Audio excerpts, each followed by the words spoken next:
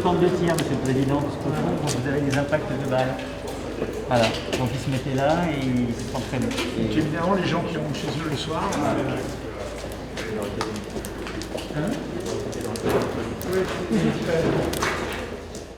Et je suis tombé nez à nez avec des dealers qui étaient implantés dans cet endroit. Et 48 heures après, les personnes du comité de quartier sont séquestrées. Le lendemain, opération commune de reconquête républicaine sur ce quartier. Démantèlement total avec des personnes qui étaient installées dans ce four d'île. Ça sortait de façon très intensive. On appelle ça un four, justement. Et ceux qui travaillent des charbonneurs, c'est Ouais. un petit peu l'expression. Donc Ils étaient en poste de quelle heure à quelle heure?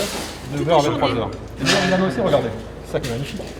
Si vous lisez le Snapchat, vous avez ouverture le 25 avec ouvert de 9h à 23h, 7 jours sur 7. Aujourd'hui, les réseaux sociaux sont leur finir, principal là, vecteur de bien sûr, communication. Et pour finir la professionnalisation du truc, regardez le conditionnement Voilà, c'était ça qu'on a Des sacs. des sachets d'herbe, coffee shop, paillonne nord. D'accord. Et ça, Tout était professionnalisé, du conditionnement jusqu'à Il le faisait où le conditionnement? dans divers appartements. On est allé... Normalement, un dossier comme ça, comme disait monsieur le procureur, c'est entre 4 à 8 semaines de travail, peut-être plus. Là, on a agi en 3 semaines, parce qu'il fallait frapper fort. Ils étaient là depuis combien de temps à peu près? C'était février. Donc Ah ouais, donc ça avait été- on les a laissés Ça avait travailler rapide.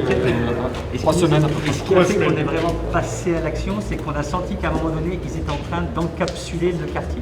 C'est-à-dire que toute personne qui était extérieure au quartier avait tout de suite un type en scooter qui venait lui tourner autour pour lui demander. Ça veut dire qu'ils avaient vu le. Exactement. Ils connaissaient Ça y le est. héros. Exactement. Les gens qui prenaient les chiens de l'ordre de quartier, ils leur disaient, vous rentrez chez vous, c'est couvre-feu. Exactement. Ils vérifiaient des identités à l'entrée de l'immeuble. C'était une milice, quoi. Exactement. C'est pour ça que là, la police nationale a vraiment tapé fort et vite. Les habitants sont très soulagés, vraiment. Il y a un très bon échange avec la police nationale et municipale qui est super. C'est pas facile d'aller à l'école et d'avoir un quartier où presque tout le monde a un peu honte de vivre.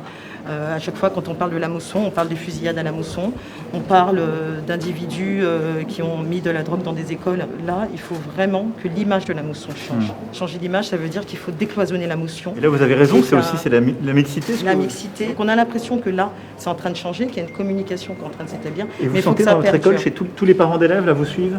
Vous sentez vraiment Là, une ça- adhésion? C'est en train de changer.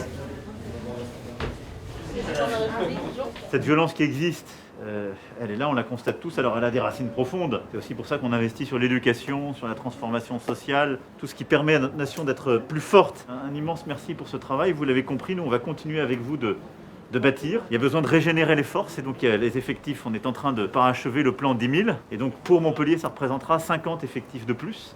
Et merci infiniment de cette action. Je sais que les temps ont été durs pour certains et continuent à l'être. On est déterminés, on va surtout s'en donner les moyens et vous en donner les moyens, parce que c'est ce qu'on vous doit. Et le deuxième, il y en avait.